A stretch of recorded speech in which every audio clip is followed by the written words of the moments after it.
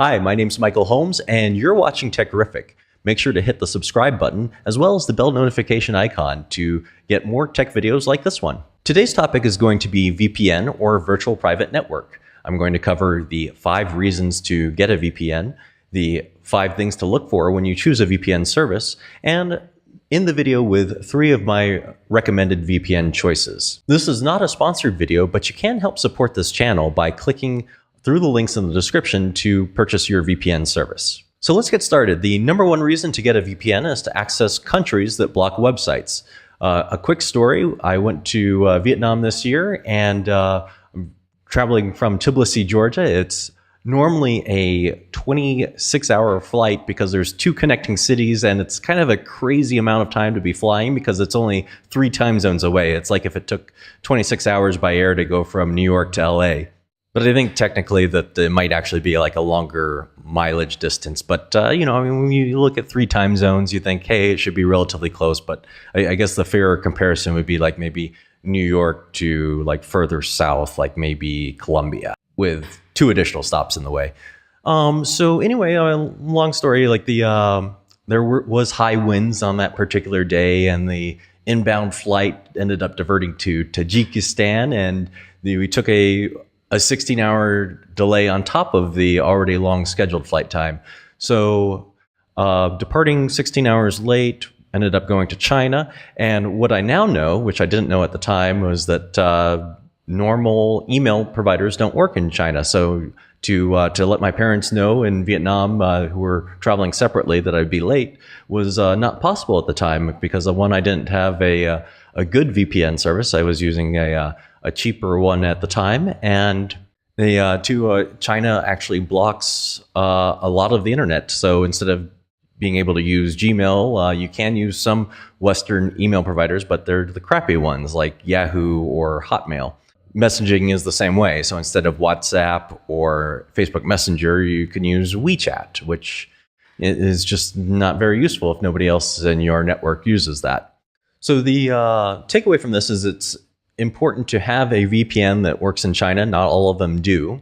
And I'll make some recommendations later in this video regarding that. But that is one of the reasons that you would need a VPN, is to access the websites that you use on a day-to-day basis inside of China. And there's other examples of this. Some other countries have blocked certain social media websites during sensitive time periods, like Turkey, for instance, had blocked access to YouTube.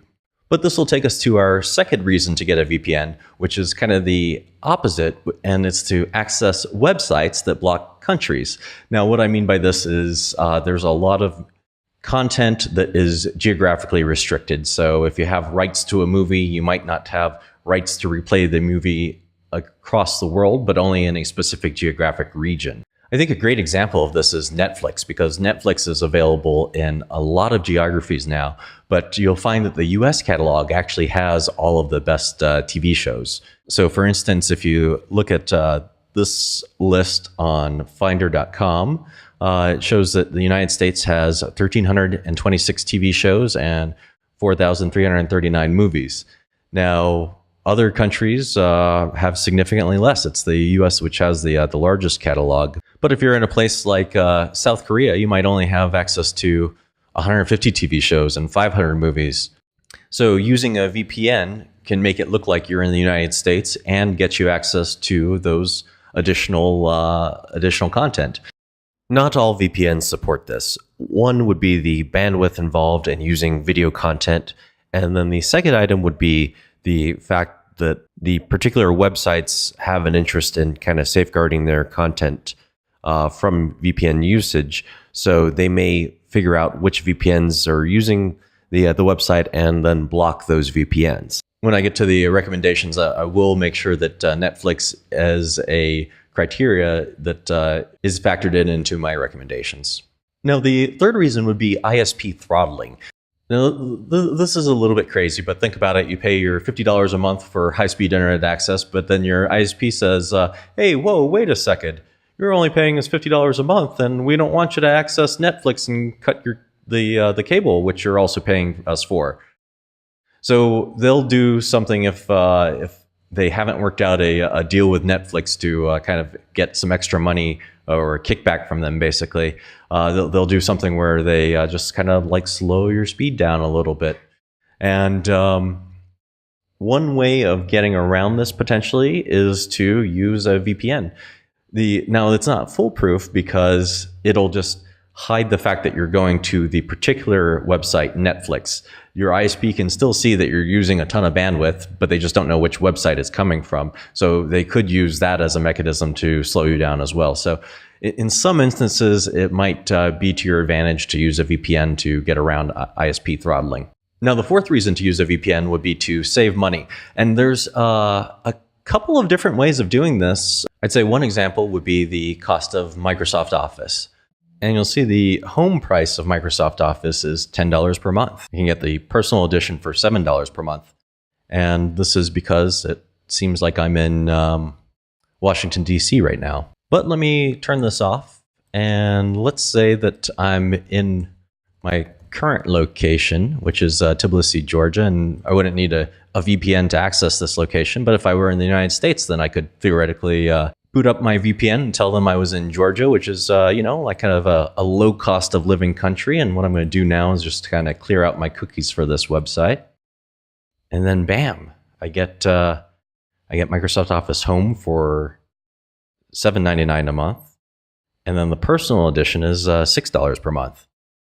So I save $2 a month. And, like I said, if the cost of VPN is only $5 to $10, you get all of the services provided, but then also save maybe a couple dollars a month on your Microsoft Office bill. And hey, it starts to pay for itself. The other ways that it can pay for itself is if you're booking certain hotels or airfares, they can see that, hey, you're coming from a rich country, so we're going to charge you a lot more. Versus if it looks like you're a local, then you can get kind of like the local rate for it. Now, you want to be careful on some airfares. It does say like, hey, you have to be a resident of the country, but sometimes it's not the case. It's just them charging people from outside the country more money for no reason, really.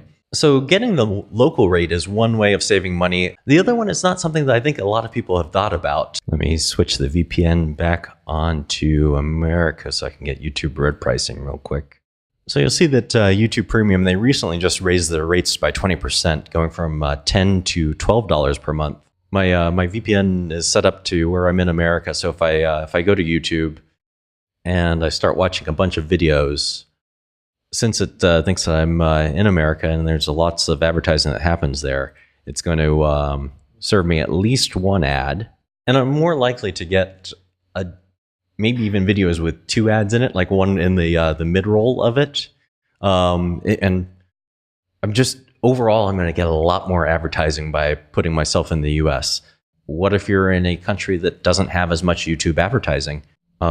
This is from the WordStream blog. So it shows AdWords rates kind of around the world. So the US is kind of like the baseline with the highest cost per click, and it looks like this little piece of the Middle East. It looks like that maybe Qatar is actually above the US, but then most countries are going to be less than the US, and you can read through here down to the bottom, and if we go down all the way to Serbia, it has a CPC that's cost per click that's 95% less than the US average.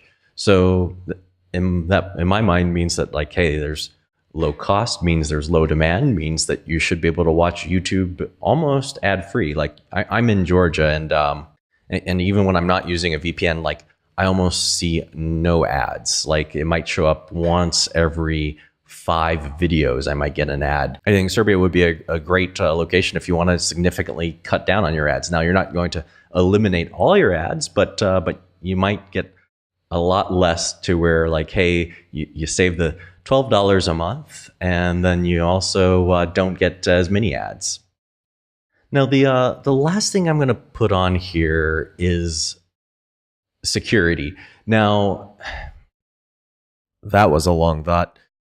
Sometimes I stare out the window at the Ferris wheel while I'm thinking, or an entire day elapses and I change shirts. So regarding security, it's probably beyond the scope of this video, but just know that all of the VPN services do advertise security as a benefit. know that it is going to provide some level of additional security that's relatively easy to obtain, but you may want to, if security is of importance to you, you may want to further research it. All of the information that you would be giving to your ISP is going to be available to your VPN provider if they choose to collect it. The free services may choose to monetize by way of kind of collecting mass amounts of data and then selling that information to other people. One thing to be aware of is the report by VPN Mentor, which shows that some VPN services, including free and paid, use the Facebook Pixel to track users. All of the services that I'm going to recommend today don't use the Facebook Pixel, though. So to sum this up, I would say that security is a benefit, but I wouldn't put it at the top of the list unless you do research it further and make sure it's implemented correctly. To wrap things up, here are some of the things that you should look for when you choose a VPN provider. One of them is the number of servers and their locations. You want to make sure that the servers are in places that you want to appear that you're in.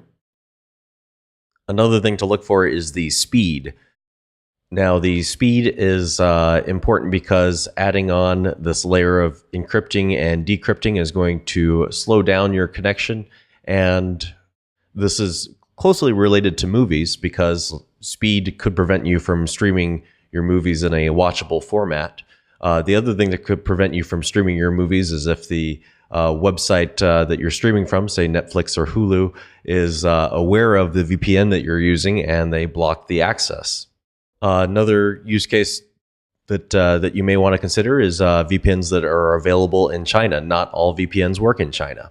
Moving along is what devices are you going to be using your VPN on? Are you going to be using it on your computer, your cell phone, your TV sticks, or even your router? You'll want to make sure that your VPN is available for use on the devices that you use it on. And another item to look at here is the number of devices that you can use simultaneously. This can be a limit from anywhere between 1 up to 6 or more devices, just depending on which provider you're going with. One potential way around the limit is to use the router, and that would allow you to have unlimited devices because you're really just using the router as the one connection point. If you're going to go the router route, some things to be aware of here are that the installation can be simpler or more complicated.